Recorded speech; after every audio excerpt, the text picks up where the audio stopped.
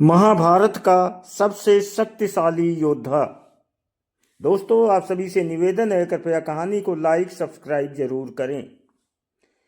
आज की कहानी है महाभारत का सबसे शक्तिशाली योद्धा बर्बरीक का वध।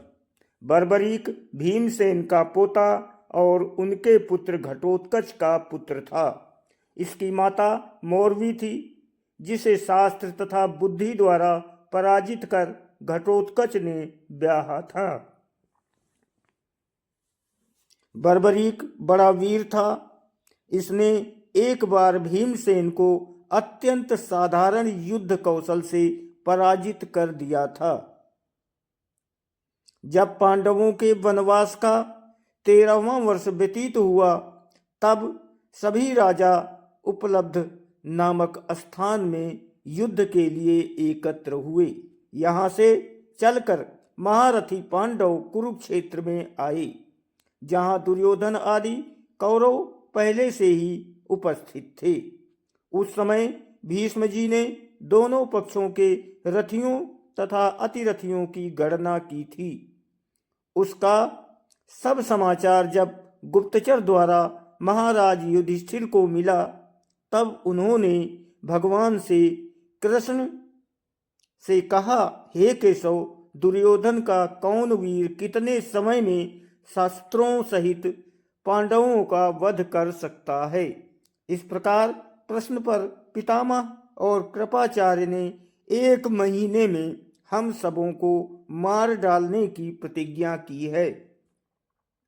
द्रोणाचार्य ने 15 दिनों में, अश्वत्थामा ने 10 दिनों में और सदा मुझे भयभीत करने वाले कर्ण ने तो 6 ही दिनों में पांडवों को मारने की घोषणा की है।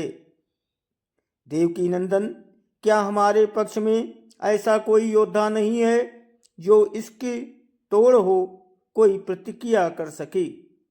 राजा युधिष्ठिर का वचन सुनकर अर्जुन बोले, महाराज, भीष्म आदि महारथियों की ये सारी घोषणाएं असंगत हैं, क्योंकि युद्ध संबंधी जय पराजय का निश्चय किसी काम का नहीं होता।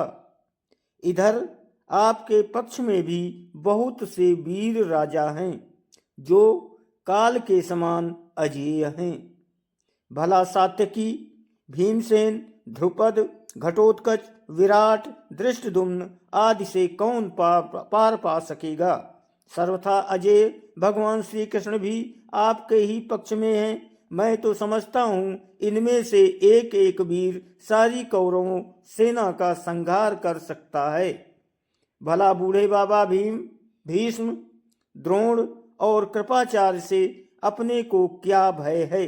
पर इतने पर भी यदि आपके मन को शांति न होती हो तो लीजिए, मैं अकेला ही युद्ध में समस्त कौरवों को एक ही दिन में नष्ट कर सकता हूँ। ये मेरी घोषणा है।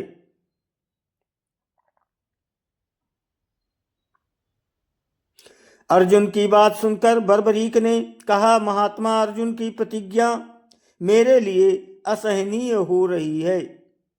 इसलिए मैं कहता हूँ, अर्जुन और श्री कृष्ण सहित आप लोग सब खड़े रहें। मैं एक ही मुहूर्त में सारी कौरव सेना को यमलोक पहुंचा देता हूँ। मेरे इस दिव्य धनुष बाणों को तो जरा देखिए। इनके सहारे मेरा ये कार्य सर्वथा सुलभ है। बर्बरी की बात सुनकर सभी क्षत्रिय विस्मित हो गए। अर्जुन भी लज्जित हो गए और श्री कृष्ण की ओर देखने लगे। श्री कृष्ण ने कहा, पार्थ, बर्बरीक ने अपनी शक्ति के अनुरूप ही बात कही है। इसके विषय में बड़ी अद्भुत बातें सुनी जाती हैं। पहले इसने पाताल में जाकर 9 करोड़ दैत्यों को क्षण भर में मौत के घाट उतार दिया था। फिर उन्होंने बर्बरीक से कहा, वत्स, तुम भीष्म, द्रोण, कृपाचार्य, कर्ण आदि महारथियों से सुरक्षित सेना को इतना शीघ्र कैसे मार सकोगे। इन पर विजय पाना तो महादेव जी के लिए भी कठिन है। तुम्हारे पास ऐसा कौन सा उपाय है जो इस प्रकार की बात कह रहे हो? मैं तुम्हारी इस बात पर कैसे विश्वास करूं?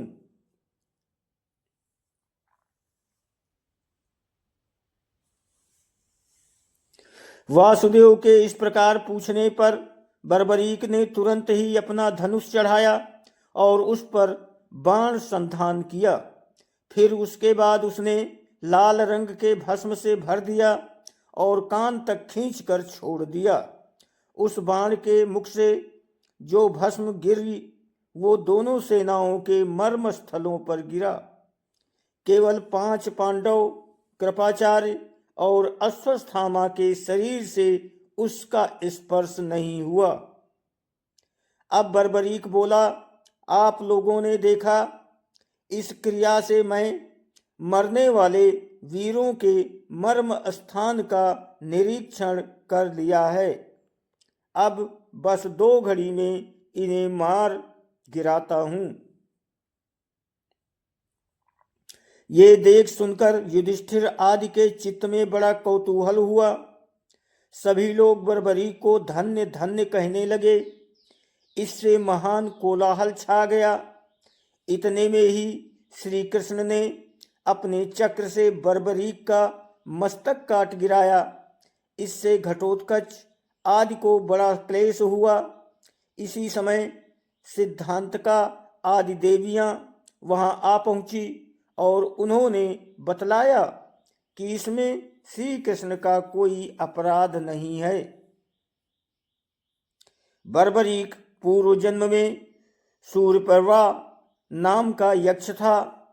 जब पृथ्वी पाप के भार से घबराकर मेरु पर्वत पर देवताओं के सामने अपना दुखड़ा रो रही थी, तब इसने कहा था कि मैं अकेला ही अवतार लेकर सब दैत्यों का संहार करूंगा। मेरे रहते किसी देवता को भी पृथ्वी पर अवतार लेने की आवश्यकता नहीं है। इस पर ब्रह्मा जी ने क्रुद्ध होकर कहा था, हे दुर्मते, तू ये दुस्साहस कर रहा है। जब पृथ्वी पर पाप नाश के लिए युद्ध का आरंभ होगा, उस समय श्री कृष्ण के हाथ से तेरे शरीर का नाश होगा। तदनंतर श्री कृष्ण ने फिर चंडिका से कहा, इसके सर को अमृत से सींचो और राहु के सिर की भांति अजर अमर बना दो। देवी ने वैसा ही किया। जीवित होने पर मस्तक ने भगवान को प्रणाम किया और कहा, मैं युद्ध देखना चाहता हूं। तब भगवान ने उसके मस्तक को पर्वत शिखर पर स्थिर कर दिया। जब युद्ध समाप्त हुआ, तब भीम आदि को अपने युद्ध का बड़ा गर्व हुआ और सब अपनी अपनी प्रशंसा करने लगे। अंत में निर्णय हुआ कि चलकर बर्बरीक के मस्तक से पूछा जाए। जब उससे जाकर पूछा गया, तब उसने कहा, मैंने तो शत्रुओं के साथ केवल एक ही पुरुष को युद्ध करते देखा है। उस पुरुष के बाईं ओर 5 मुख और 10 हाथ थे, जिनमें ये त्रिशूल धारण किए था, और दाहिनी ओर उसके 1 मुख और 4 भुजाएं थीं, जो चक्र आदि शस्त्रास्त्रों से सुसज्जित थी। मस्तक जटाओं से सुशोभित थे और दाहिनी ओर के मस्तक पर मुकुट जगमगा रहा था। वो भस्म धारण किया था और दाहिनी ओर चंदन लगा था और चंद्रकला चमक रही थी और दाहिनी ओर कौस्तुभ मणि झलमला रही थी। इस रुद्र विष्णु रूप पुरुष ने सारी कौरव सेना का विनाश किया था। मैंने उसके अतिरिक्त किसी अन्य को सेना का संहार करते नहीं देखा। उसके यूं कहते ही आकाश मंडल उद्भासित हो उठा और पुष्प वर्षा होने लगी और साधु साधु की ध्वनि से आकाश गूंज गया। इस पर भीम आदि अपने गर्व पर बड़े लज्जित हुए। दोस्तों, आप सभी से निवेदन है, कृपया कहानी को लाइक सब्सक्राइब जरूर करें। प्लीज़ लाइक सब्सक्राइब तो कर दिया करो। धन्यवाद, प्रणाम, सत श्री अकाल।